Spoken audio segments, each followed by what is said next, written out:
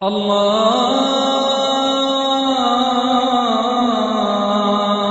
আকবার, আল্লাহু আকবার, আল্লাহু আকবার, আল্লাহু আকবার। এবারে এই একই টাইপের আরেকটা প্রশ্ন, তবে এখানে প্রশ্নটা হলো এরকম: একজন লোক দান করতে পারবে কিনা তার নিজের শরীর থেকে, যেমন ধরেন রক্ত দান করা রোজা অবস্থায়, কি এটার অনুমতি আছে? যখন কেউ রক্তদান করে এটা অনেকটা কাপিং এর মতো। কাপিং মানে শরীর থেকে রক্ত বের করা।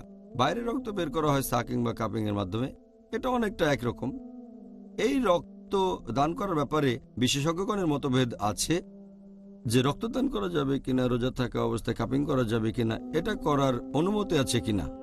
একটা হাদিস এটার উল্লেখ আছে সুনান আবু দাউদ খণ্ড নম্বর 2 বুক অব ফাস্টিং, হাদিস নম্বর 2364। আমাদের প্রিয় নবী মুহাম্মদ সাল্লাল্লাহু আলাইহি ওয়াসাল্লাম বলেছেন, যদি কেউ কাপিং করে বা কাপিং হয়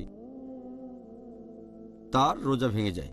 যদি কেউ কাপিং করে অথবা কাউকে কাপিং করা হয় রোজা ভেঙে যাবে। তবে আরো একটা হাদিস আছে সহিহ বুখারীতে খণ্ড নম্বর 3 বুক অব ফাস্টিং, হাদিস নম্বর 1938।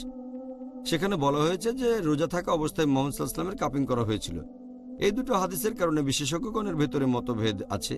একদল বিশেষজ্ঞ বলেন যে যেহেতু মুহাম্মদ সাল্লাল্লাহু আলাইহি ওয়াসাল্লাম আমাদের নির্দেশ দিয়েছেন যে কাউকে যদি কাপিং করা হয় আর যে কাপিং করবে তাদের রোজা ভেঙে যাবে। কাপিং এটা নিষিদ্ধ, রক্তদান নিষিদ্ধ। পরের হাদিসটা হচ্ছে একটা কাজ, প্রথম হাদিসটা একটা নির্দেশ। যখন নির্দেশ আর কাজ এইভাবে আসবে তখন নির্দেশের গুরুত্বটাই বেশি। এর উপর ভিত্তি করে একদল বিশেষজ্ঞ বলেন যে রক্তদান করা হারাম। এসব বিশেষজ্ঞগণের মধ্যে আছেন ইমাম আহমদ ইবনে হাম্বল।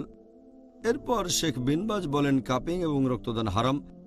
বিখ্যাত বিশেষজ্ঞ শেখ উতাইমি বলেন যে এটা হারাম। শেখ সালেহ ফাওজান এবং শেখ জিবরিন এই বিশেষজ্ঞগণ বলেছেন কাপিং হারাম। শেখ জিবরিন বলেছেন যে কাউকে রক্ত দান করা কাপিং এর মতোই, সেজন্য এটা হারাম। কিন্তু যদি কারো জীবন বাঁচাতে রক্ত দান করেন এর অনুমতি আছে, তারপরও রোজা ভেঙে যাবে আর এই রোজা তাকে পরে রাখতে হবে। আরও একদল বিশেষজ্ঞ আছেন যেমন শেখ নাসিরুদ্দিন আলবানী। তিনি বলেছেন যে আবু দাউদের এই প্রথম হাদিসটা রদ করা হয়েছে সহিহ বুখারীর হাদিসটার মাধ্যমে, সেজন্য কাপিং এর অনুমতি আছে, রক্তদানের অনুমতি আছে।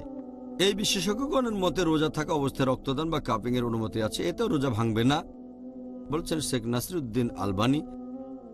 এরপর আছেন একজন সাহাবী আনাস ইবনে মালিক রাদিয়াল্লাহু আনহু, তারপর হযরত আয়েশা রাদিয়াল্লাহু আনহা, তারপর আছেন ইমাম মালিক, তারপর ইমাম শাফি। তাহলে এই দলেও অনেক বিশেষজ্ঞ আছেন যারা বলেন যে রক্তদান করলে রোজা ভেঙে যায় না। এছাড়াও আবার অনেক বিশেষজ্ঞ বলেন এটা মাকরু। আবার অনেক বিশেষজ্ঞ বলেন যেহেতু আমাদের মধ্যে অনেক মতভেদ তাই রোজা অবস্থায় রক্ত না দেয় ভালো, দিতে চাইলে সূর্য ডুবার পরে। এভাবে রক্তদানের ব্যাপারে বিশেষজ্ঞগণের অনেক মতভেদ আছে। কিন্তু অন্য জিনিসগুলোর কথা যদি বলেন, যেমন ধরেন যদি সামান্য রক্ত বের হয়ে যায় শরীরে কোথাও কেটে গেলে, তাহলে রোজা ভাঙবে না, এই ব্যাপারে মতভেদ নেই।